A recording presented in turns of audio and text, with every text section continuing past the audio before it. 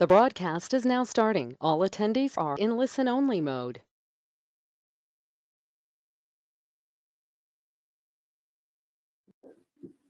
Hello, everyone that's showing up for the Omega Phi webinar on the 5 financial safeguards for student-run organizations.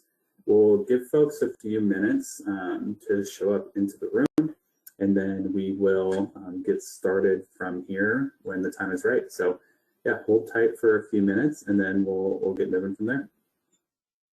And thanks for being here.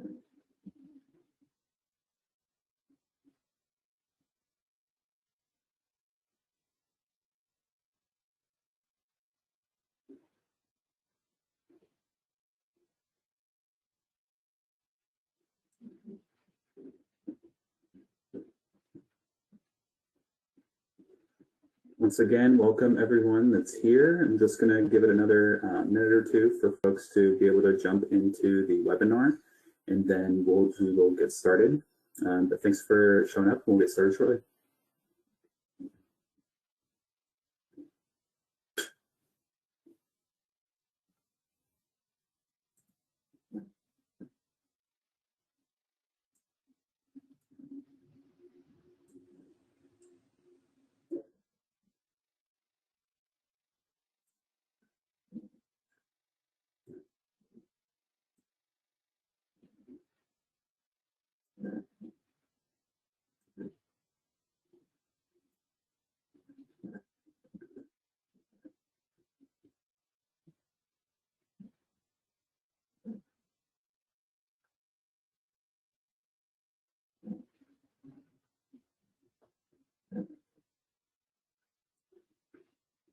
Okay, everyone, we will go ahead and begin getting started. Thank you all for showing up for the webinar today, hosted by Omega Phi and Pennington & Company, about the 5 financial safeguards for student-run organizations. Fun topic, happy to cover this with you all, and really appreciate everyone being here. As a quick set of introductions, my name is Jacob Ellis. I will be leading us through the webinar today. I have a few teammates on the call. One in particular, Aaron Parker, will be answering all the questions that you might have in the chat and things like that. So I will be kind of in presenter mode doing the presentation, and then Aaron Parker will be in the chat answering questions, following up on things. So I will talk about as much things that show up in the chat as possible in those questions there live and vocally. But he might have some more detailed questions and answers and follow-up and things in the chat throughout the presentation. So please don't hesitate to put anything that comes up in your mind in there. And then without further ado, I'll get started on our presentation. So for the 5 financial safeguards for student-run organizations, I think it's always nice to start off with, who is Omega Phi and Pennington for those who aren't familiar. Omega Phi and Pennington are leaders in the fraternal industry. Omega Phi has a great background for the last 30 years of supporting student-run organizations, councils, staff members, all with software and technology that helps make your operations and lives easier. And then our Pennington and Company team, so Omega Phi and Pennington are sister companies. The Omega Phi team has been tremendous in serving the fraternal world on the fundraising side of the house. And so here are some of the statistics from both organizations on screen. We're really proud of the service and the long-term partnership that we've had with many campuses, student organizations, and headquarters throughout our decades in service. So happy to be here and continue to be a partner for you all. A little bit of background on me. So my name is Jacob Ellis. I did my undergrad at Purdue University. I did my master's degree in higher education at Florida State, and I am a member of Delta Upsilon Fraternity. I'm still actually a chapter advisor at Purdue University and interacting with the guys there. I think my most recent fun fact is that I'm a new father. My son, Hayden Joel Ellis, was welcomed into the world this most recent December. And it's been such a joy, being a father and doing that in partnership with my wife, Morgan. I got a couple other, fun facts and things on here. I love milk. I hate scary movies. I'm learning how to swim, all these fun things. And then I'm based in Indianapolis, which is a great place to live in. I'm from Indiana originally, but not the big city as we call it. So it's been fun building our lives here over the last handful of years. And then here's our agenda for the webinar today. For the 5 financial safeguards for student-run organizations and councils, we are going to run through each of these topics and talk about how there are best practices that help make sure that our organizations are properly supported and everything is secure. We'll go through budgeting, invoicing and collecting, banking, tax filing, which I know is a hot topic and question often when we're working with folks, and then crowdfunding, and then we'll wrap up with just some final recommendations and best practices. So as we start off today, I just want to start off with budgeting and some of the things that we see here. I think it's always good to ask the folks in the room kind of where they currently stand on budgeting. So we have a little pop quiz scheduled here. If you can, I would love for you to drop into the chat just so we kind of know where people are. But when you are thinking about the organization that you represent or support, where do you think you fall on this chart with your current budget? Do you have a budget or not? Is the budget good? Is the budget, previous year's budgets, but not really updated? As we work further and further down the list, do you maybe have a really great budget that also supports your long-term chapter goals? So I'll give you a second. Please drop into the chat for the org that you represent or are advising. Where do you think your budgets currently stand?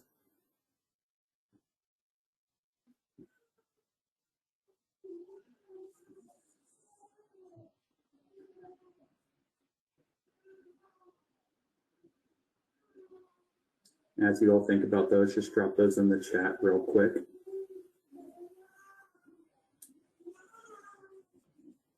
And then keep those in mind. I'm going to go ahead and move to the next slide here.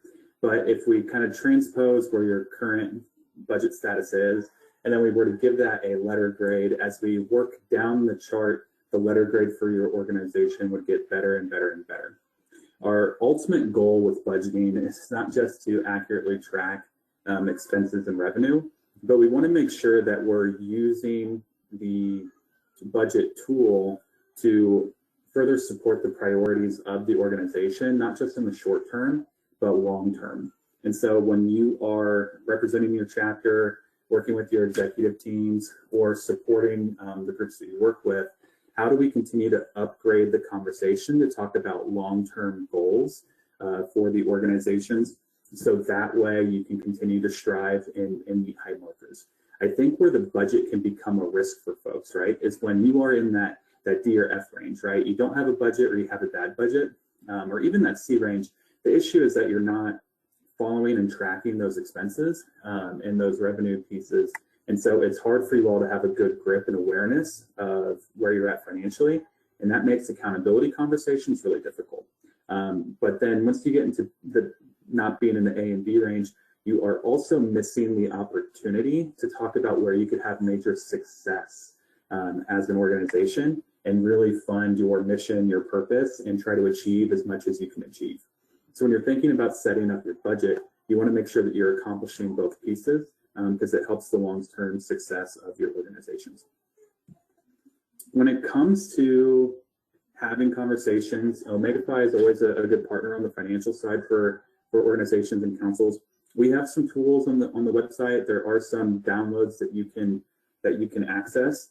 Here's an example of one that can just help you have and facilitate some of that conversation on what the budget can do. And having a good solid budget is kind of square one for a lot of organizations. And then for a few budgeting best practices, obviously we want to develop a budget. We want to have a consistent review of income and expenses. That can vary based on how active your organization is. But for a lot of the fraternal-based groups that we work with and the councils, having some weekly updates and reviews of those things are really helpful. And then bringing that out broader and having more transparency of that review is also really helpful. When you're constantly checking the budget as an officer, that's great, but sharing that broader with the broader officer team and then also with the chapter helps make sure, and the general members, it helps make sure that everyone's on the same page and is understanding why their expectations are being met or why changes might need to occur. And then the last thing that we would recommend here as a really great best practice, we know that managing the budget, the biggest limiter is our time and the manual effort it takes to update the budget, the expenses, receipts, all that stuff. And so what we've seen a lot of successful organizations do is utilize technology to streamline the budget tracking process. There are tools out there. We have some, and there are competitors of ours that have some out there. But really looking for things that make it easier to sync your transactions from your bank with whatever your budget tools might be, as well as making it easy to categorize those different expenses and revenues. So that way everything is going into the right budget pretty easily, and populating your reports that you would use to have those meaningful conversations with your teammates. And if that platform or those tools allow you to collaborate with your teammates, that's also really helpful in being able to bring them in. So that is kind of the key pieces to our budgeting conversation. What I would love is if you have additional questions when it comes to the budgeting side, please feel free to drop those in the chat. Myself and Aaron will continue to address those as we go through. I think common questions that we tend to get on the budgeting side might be, hey, how do we take that next step to move forward in the budget piece? And those are some things too that we're more than happy to chat with offline too as well. So feel free. I know Aaron can drop this in the chat, but we're always happy to meet with folks and work individually with you all after the presentation as well. And so if you're able to get your questions answered in the chat, great. If you'd like to have a longer conversation, I'll make sure that Aaron drops our meeting links into the chat so that way you all can access those and pick times that work for you for further discussion if that's what's preferred. Okay, so moving on from the budgeting best practices, it's kind of a nice appetizer for the conversation. The next piece that we think of as a key financial safeguard is your ability to build good invoicing and collection practices for your membership dues. So when we think about this process, some of the important things that we see, these key points here, professional invoices that include good details, and then how you structure those payments, right? One-time installments, offering discounts, things like that. Our key points of emphasis here, professional invoices are going to drive professional results. Sloppy invoices, informally asking people for money, and things like that make it really difficult to build a good financial culture. We've worked with a lot of organizations that even start from scratch. And when they're starting from scratch and asking members for dues for the first time, or they're increasing dues for the first time, not having a professional invoice that's sent out makes it really difficult for them to see this as something viable that they need to maintain and uphold. And adding these professional pieces allow you to easily establish a strong financial culture. And then once that culture is established, we see groups, members, organizations, they kind of fall in line and they continue to meet the obligations expected of them year after year because it's clearly communicated what's expected of them. In that clear communication, those invoices should include clear details and help reduce any of the questions or hesitations that members might have on payments. So what are the individual charges broken down that you're asking for, and what are some reasonable descriptions of what those look like? Does it clearly label the due dates and if any late fees occur and things like that? Clearly communicating all of those details are really important to allow members to meet your expectations because they need to know what those are. They need to know what those are in advance and know that it's expected of them so that way they can rise up and meet that challenge. A couple other things that we see when it comes to helping money come in. We tend to recommend that you you request all of your payments to come in one big installment as your default. What this does is it allows the people that owe you money to prioritize paying you all at once up front and on time before they have a chance to spend that money elsewhere and kind of dilute their priorities throughout the course of the school year or whatever your intervals might be. Obviously, we can do payment plans, and we recommend doing payment plans, but more so by request as opposed to kind of a default structure. We also see offering different discounts can incentivize on-time payments. So not only doing late fees, but offering an early payment discount can help make sure that money makes it into the accounts before you need them, and it rewards them for good behavior. So setting all of this up and including all that information in your invoice can be really important. And you must get that formal charge out if you're going to expect to also collect that formal charge down the road. Now, when talking about collection, there's a few things in here that we see that really increase your rate of returns for this. And again, these become good safeguards, the invoicing and the collection, because it sets the standard. Then having good collection practices helps you realize the revenue that you're budgeting for. And that's one of the key things that we see with groups that struggle is they're just not collecting at a high rate. So what helps you collect at a high rate? The easier it is for them to make payments, the more likely that they will pay and pay quickly without hesitation.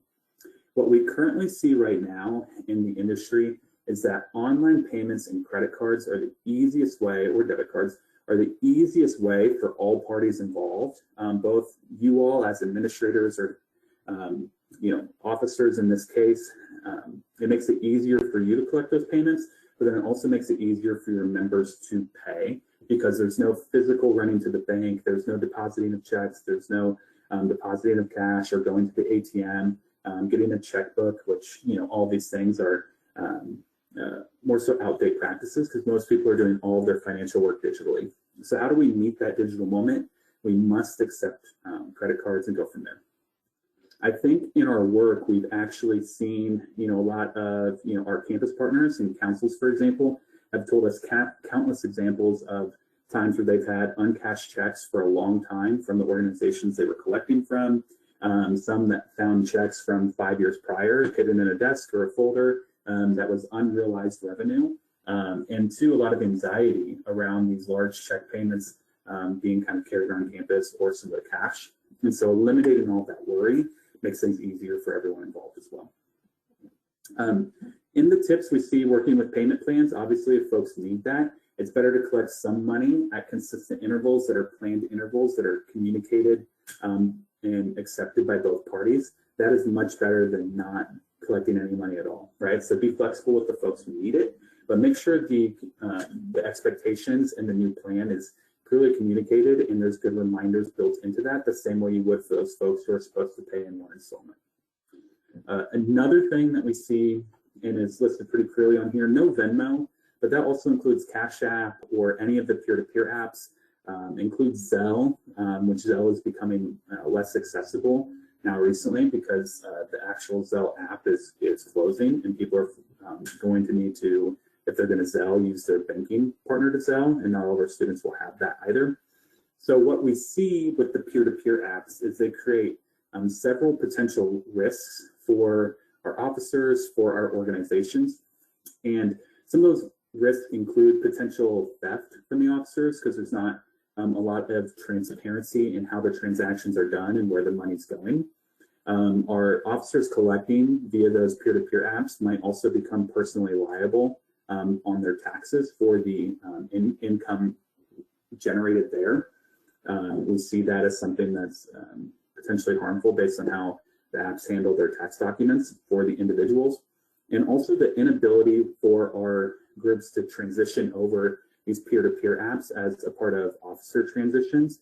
We see that causing major issues, and we talk to groups moderately regularly who have an alumnus who has been collecting the money via their Venmo that they set up for the organization that is managing it, but is very checked out because they haven't been a part of the chapter for several years, and it can create a lot of difficulties for the organizations. So The peer-to-peer apps, frankly, they're just not designed for organizational transactions. They're designed for friends sending friends money for movie tickets or to pay them back for dinner and things like that. And they're not designed for organizational transparency, recording, all of that stuff. And so avoiding those at all costs is highly recommended.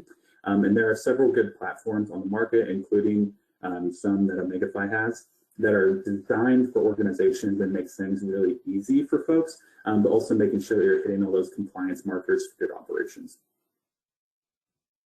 Okay, so before I move on to banking, please feel free, if you do have questions on what's a good best practice or something specific to your situation for the organizations you work with or advise or are officers on, please drop those in the chat, and Aaron and I will work to address those. I think common questions that we get in this area are, how early should you maybe send out some of the invoices? We tend to recommend at least a month in advance of the money being due is best practice. But we know organizations need to be nimble, and so you need a method that's easy for you to spin up an invoice if needed. I also think too, we get questions on, what does it look like when someone isn't able to make their payments? We talk to groups who either have to forgive balances with a lot of debt, or they're looking for a way to collect money and they've tried everything that they can. Our solution for this, a lot of times is working with an external debt collector. We have talked to some groups who have worked with a small claims court and doing that process there. Either of those can be really stressful for the parties involved, not just the person being collected from, but the administrator trying to organize it all. And so we do have tools available that make it easier for groups to send someone to collections and do that with a few clicks and then kind of outsource that process if needed. And so if folks are interested in hearing more about that or talking more about that later, feel free to let me know. Okay, switching screens here. We are now on to banking. Banking is one of the things that I am most excited about in here because there's a good amount of variety on how organizations bank, but we do see common issues and there are good solutions to those things. So if any of you all in the webinar right now have had issues with your bank or things that are inconvenient, feel free, drop those in the chat. Would love to hear some of those stories. What we see is that every location, every campus, every organization, their setup tends to be slightly different, but there's a lot of common themes. So when it comes to banking, what we see most commonly as issues, and some of these might be coming into the chat here soon, but common issues that we see are the university bank accounts become really difficult for organizations to manage and access money. A lot of times our fraternity and sorority organizations, like councils, for example, they just do so many more transactions at a higher volume and collect way more money than what those student org accounts provided by the university tend to be designed for. And so while those are great resources for the Spanish Club and for other organizations on campus, the fraternity and sorority organizations often need something more robust that gives them more autonomy. And the councils are included in that. And so what we see is a lot of groups work with a brick and mortar bank instead of the university process that has a lot of red tape. And what they do with that is a lot of times they'll open up a brick and mortar bank account. And then the issues that we see there, it's difficult to transition over officers each year because a lot of folks need to be in one spot at a time. And then we also see that there's a limited number of cardholders, which can create some difficulties. We also see the limited amount and the red tape around purchasing as a big issue with the campus org accounts because it requires a lot of oversight, a lot of signing off, a lot of planning ahead to make purchases. And we just know sometimes we need to be able to buy extra supplies for the event the same day. And a lot of times it's not very feasible with the banking solutions that most councils and chapters are using.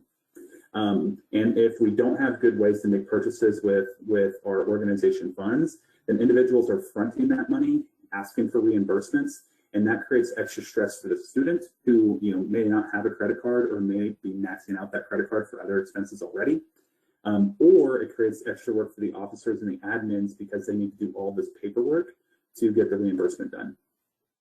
We have some solutions for that that I highly recommend checking out. Within our LegFi platform, we've created a treasury system that allows folks to do all their banking completely online, never visit a branch, have complete FDIC insurance on those accounts. And then we've created a card system that allows you to have unlimited cards, but those cards are heavily protected. So those cards, you can put custom spending limits and intervals on those. So you know that no one's going to spend too much money without your approval, and make that really, really accessible. So that way you hopefully never have to do reimbursements. You never have to wait weeks for your officer transition to happen because you can do it with a few clicks of a button. And you have all the protections that you want without all the red tape. I think the treasury system provides all the protections that the universities were kind of looking for with their university accounts, but it makes the process so much more easy and autonomous, which is what groups are often looking for when they look at a brick and mortar bank. So that's kind of the landscape that we see on banking. And the big things that groups kind of look for that make their lives easier are being able to do a lot of their work online, making sure they have the proper FDIC insurance, and that it's easy to set up cardholders in a way that makes you feel safe and protected.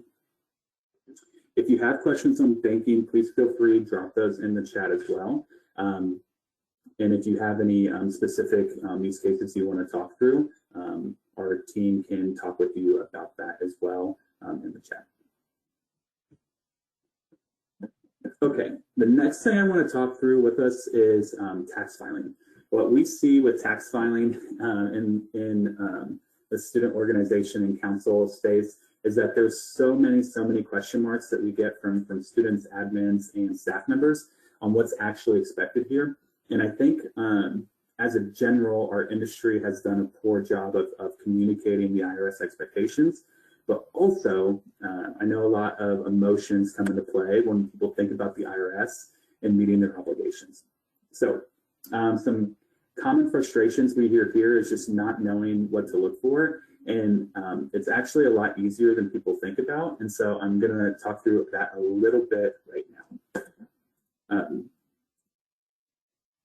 Big thing, don't be afraid. I know working with the IRS sounds permanent and scary, but with our organizations and how they're set up, it's actually meant to be easy to operate year after year. The big challenge is knowing what's expected of you and making sure that you do it in a way that's consistent so nothing falls through the cracks. So every fraternal organization, so fraternity, sorority, Greek council, they qualify to be tax exempt with the IRS, but someone needs to typically request that tax exempt status.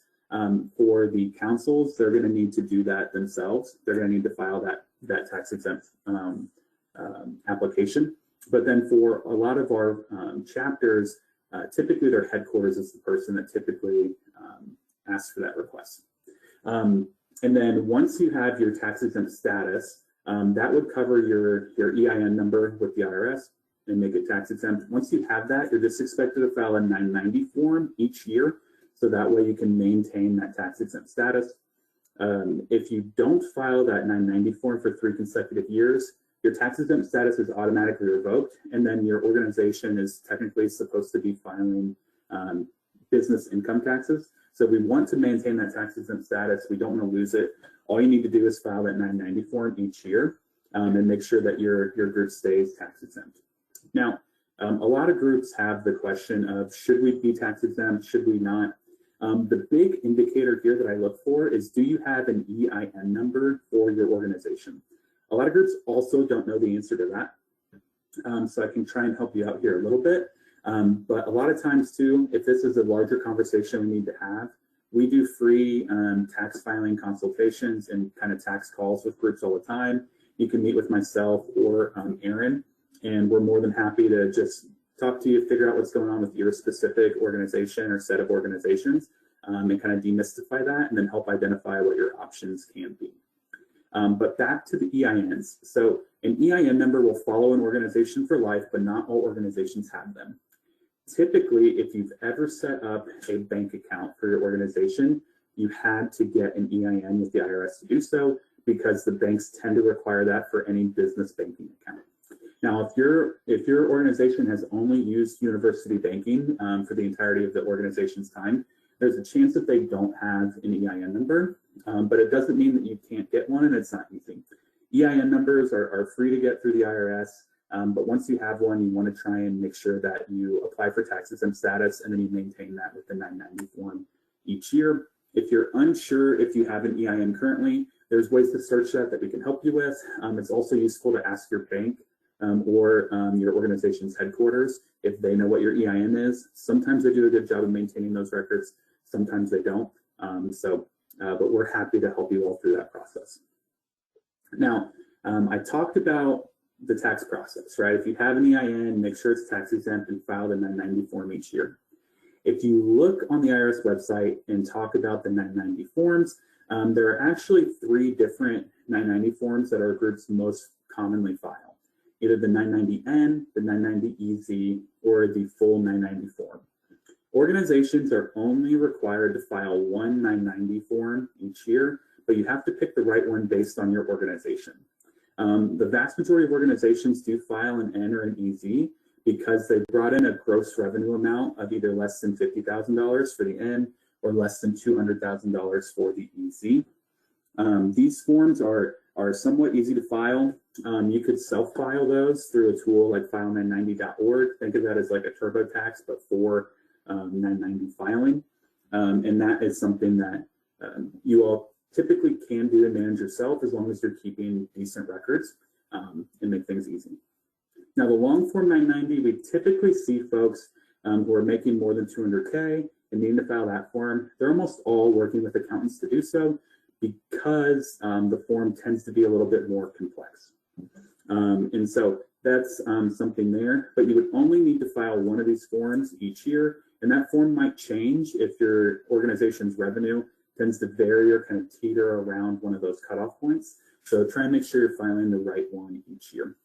Now, if you are still a little intimidated about this, or you have the common question that we tend to get, which is, well, how do we set up our organization to do this well year over year when we have officer transitions constantly, and one person might be comfortable with this, one person not, but also maybe I don't trust, you know, myself or the next officer to remember to file or remember to pass this information on with our officer transitions. I do have a recommendation for that. One of the things that Omega Phi's tax filing services do, we work with, and you know, as you might have seen down here with the quote, you know, folks highly recommend working with Omega Phi for comprehensive accounting, financial services, as well as tax filing, because we have great professionals to do so. On the tax filing specifically, we've focused on making that really affordable, really streamlined, and really easy for officers. But we also have tried to solve that problem of folks forgetting to file, because that's what we see as the biggest issue with chapters. They forget to file once, and it breaks the chain, and then they never file again, and then they lose that tax exempt status, and they're not in compliance with the IRS. So to make sure that you don't forget to file, we're the only group out there that I'm aware of that is reaching out to folks proactively when they sign up with us year after year, so that way you never forget to file. What we hear a lot of times with groups that are working with local accountants or trying to do it themselves is that those local accountants are waiting on you to come to them each year to tell them, hey, Mr. Accountant, will you file my taxes or my 990 for me or my organization? What we do on the Omega Phi team is we reach out to you proactively after you've signed up with us. So that way you never forget to file, and it helps us to make sure you file on time, we get proper officer info, all that good stuff year over year. So if you have any questions on the tax front, I know there tends to be a ton of questions here. Please feel free to drop those in the chat. Aaron will address those directly. I'll try and address some over the air here too while we're live. One of the things that we commonly get questions about, which I can reference on the last slide, that top right corner where it says the names are updated annually. A lot of times we get questions from you know, advisors or officers even who know that they're going to be leaving the chapter. Hey, I don't, you know, I'm nervous about setting up an EIN number or filing taxes for the organization because I don't want the organization's behavior to fall back on me as an individual. The nice thing when it comes to these things is that the IRS is really only looking to see who the current officer is. They want to make sure a human is working with the organization and doing that stuff. but the actual officers and the info for the organization gets updated year over year over year, and it's tied to the organization. So it's not going to come back and get to you all there. It'll be the next person's responsibility to do the things, maintain the EIN, maintain the tax exempt status. So don't be afraid to put down your personal info to prove that a human is opening up this EIN or this bank account or doing those things, because they're not going to be tied to you long term. They are going to stay with the organization. Okay. So moving on from tax filing, the last safeguard that we want to talk about is how our organizations are crowdfunding. This one is, I think, the most exciting for me, because all the other stuff, taxes, collecting dues, that can be pretty compliance focused. But the crowdfunding oftentimes is where our organizations have the biggest impact. This is where we can create strategies to generate extra revenue, to support our philanthropic causes, or to move our organization forward in a way that we couldn't do before with just our normal budget. And so feel free, drop in the chat any of your big crowdfunding efforts that you're excited about, that you tend to do, or any challenges that you've experienced with those. And as you do that, I will start to talk about some of the things that we've seen really help increase your revenue for your council or your chapter in this area, and some of the tactics that have been really effective. And I'll try and include some stories. So when we're talking about crowdfunding, a lot of times we're talking about donations, right? Donations to our philanthropy or this or that. But other things that fit into crowdfunding that some groups utilize really well to generate extra revenue are selling tickets for events, whether that's a benefit event or just a social event or something like that. And then we also see groups get a lot of revenue from merchandise sales, selling t-shirts, buttons, and other fun things that maybe correspond with things that are happening with their organization on campus or with events that they're trying to support. So those are kind of the three things we tend to see groups crowdfunding the most from: ticket sales, donations, and merchandise sales. Now, when you're doing event tickets or merchandise sales, having an online platform for those makes that stuff really easy, because you can just give someone a link and then they can go get what they want. And that online platform should collect the money right there. Now, when you're looking at these platforms, shop and ask about their fees.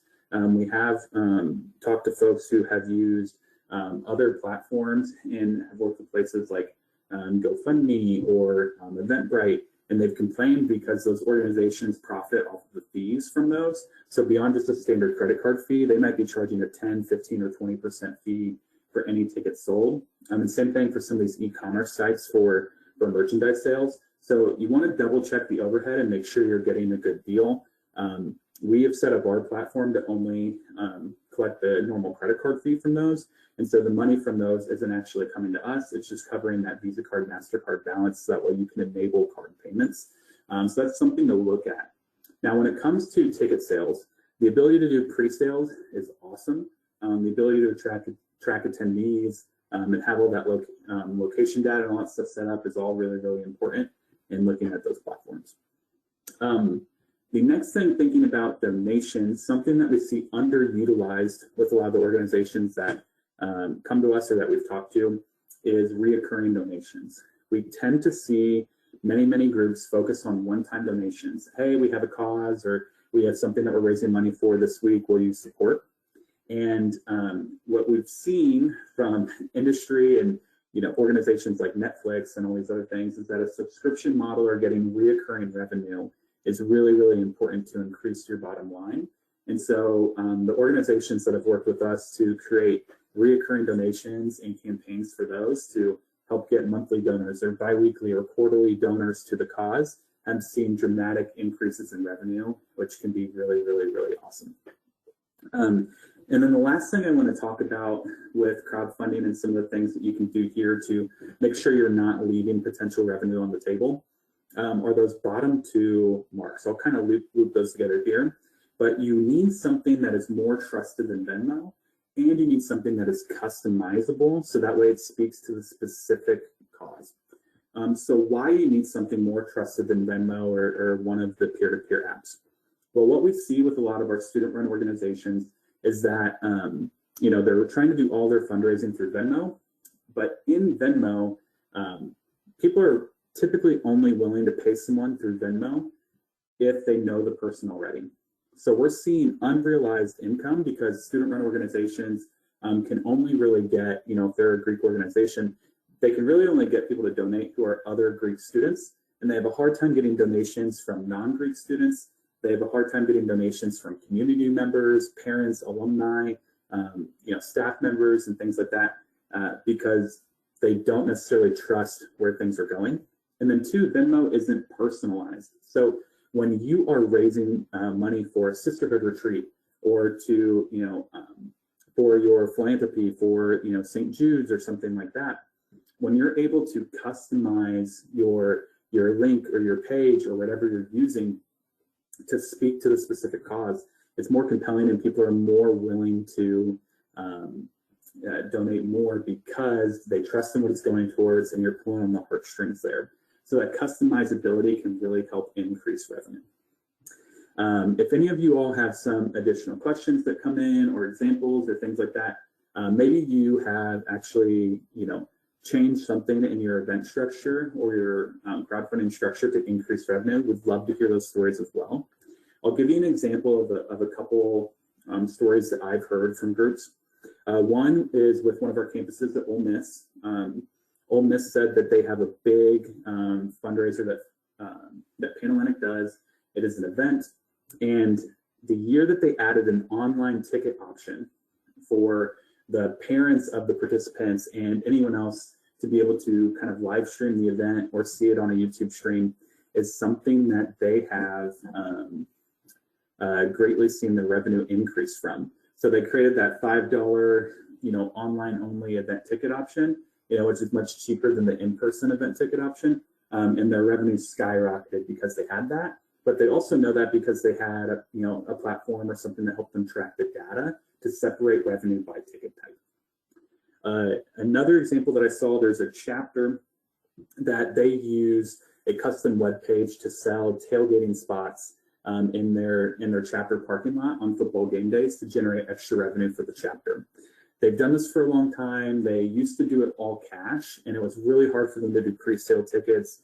You have a student that's probably pocketing some of the money before he hands it back to the treasurer, and then the treasurer still needed to, walk the cash to the bank, sometime that week. And so there were lots of times where money was getting slowed down or kind of leaking out of the process.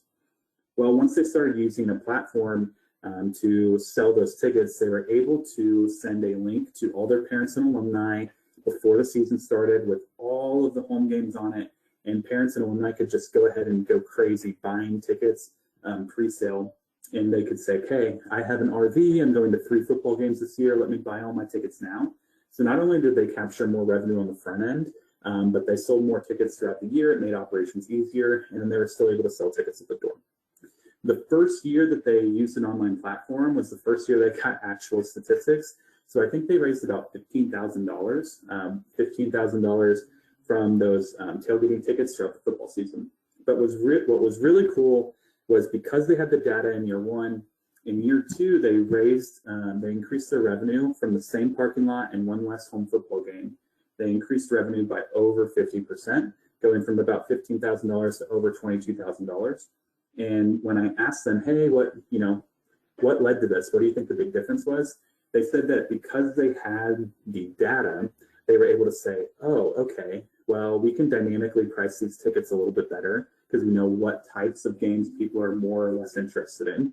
And then two, we know when people buy, which means that we know which marketing we did was effective in driving purchases in the moment, and they were able to replicate that more over and over. So you can't underestimate how data can affect your operations and improve your ability to increase revenue. I will go ahead, move on here, and start to wrap us up.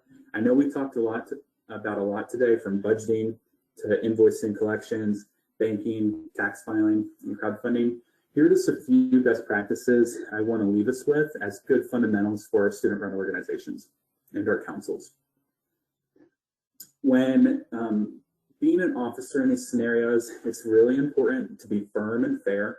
We want to maintain that financial culture, but also if someone needs special accommodations and we can agree to that and we can create expectations that they're comfortable meeting, let's do that and let's capitalize on that. The other thing, the next bullet point is just that technology impacts your time. So if you're going to be able to better spend some time elsewhere, making a bigger impact on the organization, if you can automate some things, that's great. But also, if it's going to make life easier for your members, if you create some automated processes, or you're utilizing tools that prevent them from filling out a bunch of forms or going through a bunch of red tape, all that stuff allows you all to put more of your time towards creating a good impact, as opposed to, oh, okay, well, we've got to submit the forms a week in advance or else we can't purchase the items. You know, maybe we just can't do this event this week or do the thing that we planned because there's not enough time to get through the red tape. If we can eliminate that, it helps everyone. The next thing I see down here, if you are working with a high functioning organization, the big thing is trying to think about what does that 3 to 5 year plan look like? What are the things that we can do to impact the future, both through our budgeting, but also by taking the data on our operations and making the most of that revenue or those revenue opportunities. And then for our struggling chapters, the big thing is how do we make sure that every dollar counts? We're maximizing the collection rate for the stuff that we are sending out and hoping to collect. And then how can we make sure that we have a good, solid budget that's going to be conservative and help us have a strong basis for the future of the organization as you hopefully build better culture financially and better practices. So with that, if you have any additional questions, please feel free to drop those in the chat. But as well, if you have concerns or things that you want to talk through in a little bit more detail, myself or Aaron are happy, more than happy to talk with you in person or talk to you via video and get a good feel for what your specific scenario is and kind of help benchmark that based on other things that we've heard and talk through maybe some potential solutions or tactics that we've seen be effective. So with that, I really, really, really appreciate all of you who were able to show up today. If we didn't get to all the questions or items in the chat, we do have a good record of this and we can shoot you an email and answer those in more depth. So be on the lookout for that if you had anything unanswered today. And then with that, again, thank you so much for being here. I hope you all have a great rest of the week. Yeah, good to see you all.